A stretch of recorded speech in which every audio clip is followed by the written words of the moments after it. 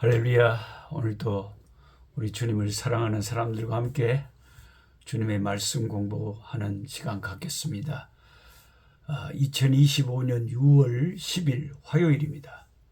오늘의 읽을 말씀은 시편 41편에서 44편입니다. 오늘부터 저는 경주와 천안에서 저희 교단의 선교사 대회에 전 세계에 흩어져 있는 약 500여 명의 우리 고신 선교사님들이 모여서 고신 선교 70주년 선교 대회를 갖습니다. 귀한 선교사님들, 선배님들, 동지들, 후배들 이렇게 만나서 또 온 교단의 노회와 목사님들과 함께 후원교회와 함께 이렇게 선교 대회를 하는 것은 선교사들에게 큰 힘이 되고 의미가 있는 그런 대회입니다. 그래서 많은 재정을 투입해서 선교사들 비행기 값 다 주면서 이렇게 다 불러 얻고, 또 이제 이번에는 선교지에서 함께 제자로 삼는 현지인들까지 몇몇 선교사들은 데려오는 것을 허락을 했습니다. 저는 작년에 10명의 아프리카 목사님들을 모신 적이 있기 때문에 이번에는 생략을 했습니다. 시편 41편을 읽어보시면 거기는 다윗이 자기 경험을 해상을 하면서 자기는 가난한 자들을 많이 보살폈대요. 확실히 욥의 고백에서도 내가 가난한 자를 돌아봤다고 하는 말씀이 있었는데, 하나님을 잘 섬기는 분들의 공통점 중에 하나가 가난한 자들을 그렇게 보살펴요.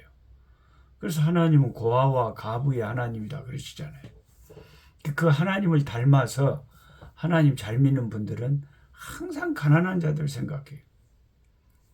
저도 이제 은퇴하면 한국에서 쬐깐한 교회 하나도 개척하고 또 아프리카 왔다 갔다 하면서 그 한국에 있는 교회에서는 작은 방들을 좀 만들어서 알뜰하게 이 혼자 사시는 독거 노인들, 특별히 제가 아는 사모님들도 참 많이 계시. 제가 아는 사모님들만 지금 3분이나 계신데 목사님들 먼저 천국 보내시고,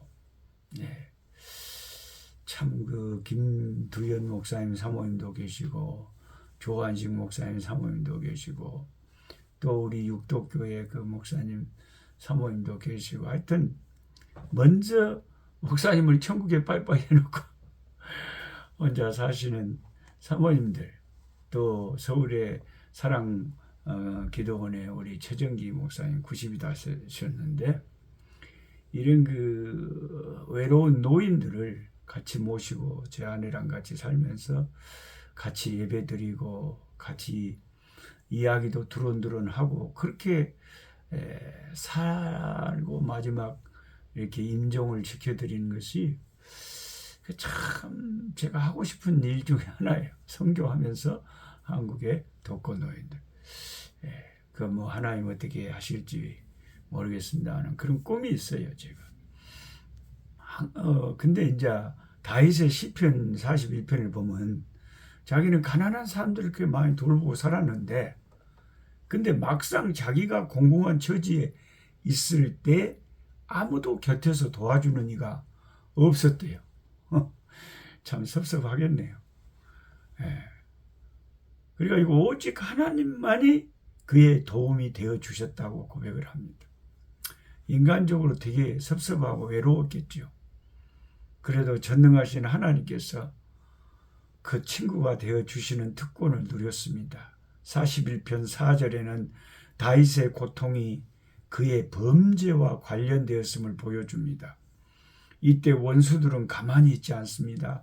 몸이 아픈 다윗을 저주하면서 뭘 바랬느냐, 어떤 저주를 하냐, 죽기를 바랐다. 그래서 5절에 왜 빨리 안 죽을까? 죽어불제. 엄마 악한 사람들 많아요. 놈이 병이 들어서 아픈데 죽어보라 그런 소리 어찌 하는지 모르겠어. 그들은 다윗에게 거짓을 말했고 나가서 그를 비방합니다. 그들이 말한 악한 병은 귀신 들린 것처럼 못된 병을 말합니다. 그들은 다윗이 다시 회복하지 못할 것이다. 그렇게 저주를 합니다. 신자들은, 예수 믿는 우리들은 결코 이런 악담을 해서는 안 되지. 가장 신뢰하는 사람이 다윗을 배신했습니다. 그를 향해 발꿈치를 들었다는 것은 가장 신뢰하는 사람이 다윗을 향해 발꿈치를 들었다.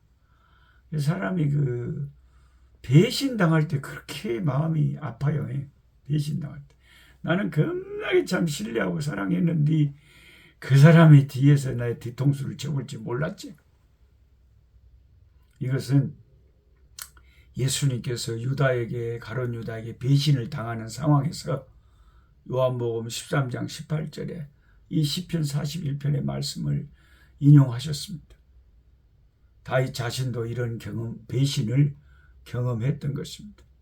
자기는 가난한 자를 보살피고 살았는데 자신이 공공하게 되자 아무도 자기를 돌봐주는 사람이 없으니 불평이 나올 만도 하겠는데, 다윗은 세상 누구와도 견줄 수 없는 하나님께서 자기를 돌보아 주심을 하나님 앞에 참 감사하고 있습니다. 참 멋있는 신앙입니다.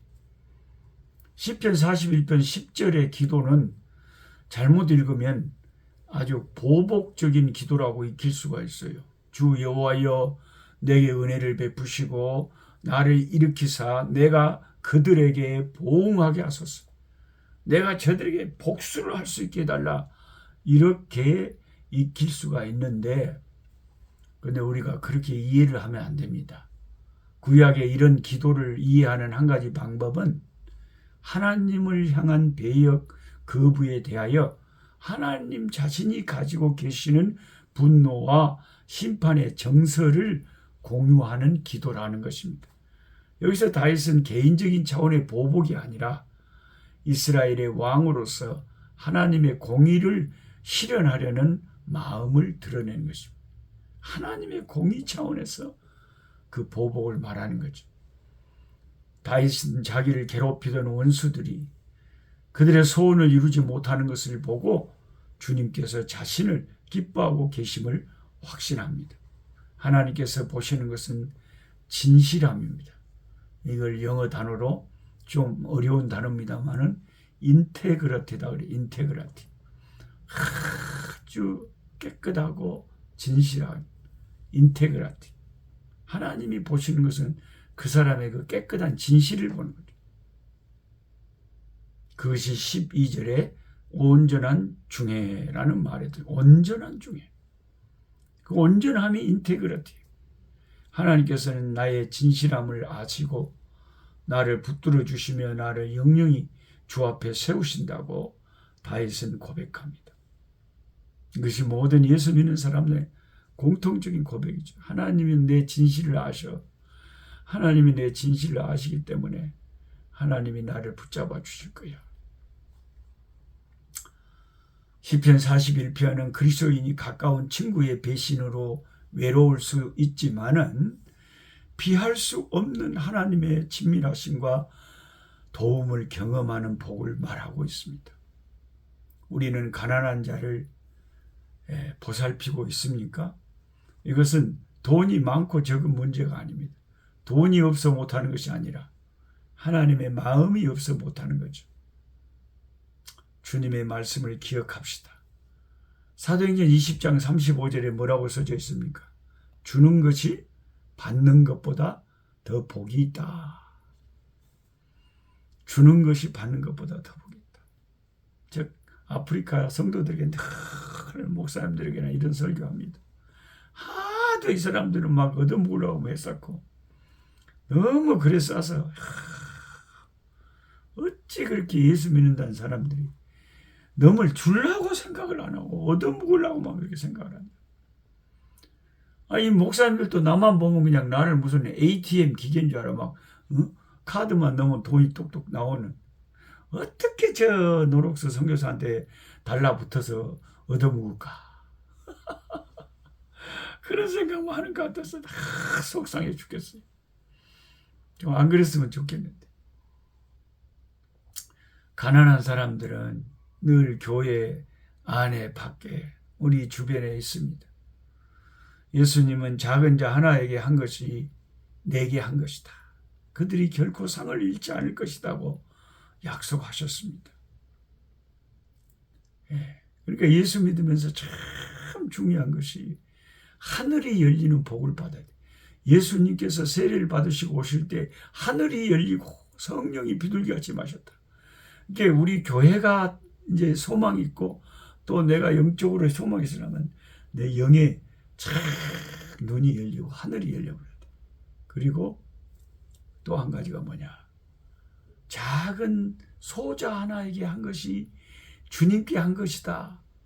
이 말씀을 기억하면서 참 가난하고 약하고 불쌍한 사람에게 예수님의 사랑을 참 베푸는 것. 이게 신앙이 있어서 두 가지 참 중요한 거예요. 지난 주간에 제가 존경하는 우리 순천의 남북교회 원로 목사님이신 박병식 목사님 뵙고 식사하고 이렇게 서로 교제하는데 박 목사님 그 말씀 하시더라고요. 노 목사님 진짜 신앙에 제일 중요한 건 그건 것 같아요. 하늘이 열리고 성령이 막 그리고 작은 소자에게 한 것이 주님께 한 것이라는 거 그런 걸 기억하고 사는 거. 그래서 내가 아멘 아멘 하고 어째 그렇게 목사님 마음하고 남하고 마음하고 똑같은지. 또 마태복음 18장 6절에 주님 뭐라고 그러냐면 작은 자 한 사람을 실족하게 하면 연자 맷돌을 지고 바다에 빠지는 것이 낫다고 하실 정도로 작은 자 한 사람에는 낫다면서 이렇게 실족하게 하면 안 돼요. 하나님은 작은 자들을 결코 가볍게 여기지 않습니다. 기이 여기십니다. 그래서 이웃을 사랑하는 자를 작은 자 하나를 돌보는 자를 하나님은 그렇게 기이 여기신다는 거예요. 이것이 시편 41편의 오늘 시편의 말씀을 읽으면서 우리가 마음에 교훈을 삼아야 됩니다. 하나님 아버지, 하나님께서 우리의 가난함을 아시고 찾아오셔서 보살펴 주시듯이 저희도 가난한 자, 힘없는 자, 불쌍한 사람을 보살펴 줄 수 있는 하나님 아버지의 마음을 갖게 해 주옵소서. 낮은 곳으로 흘려보내도록 그래서 그렇게 흘려보내도 다시 채워주시는 하나님을 경험하게 하옵소서.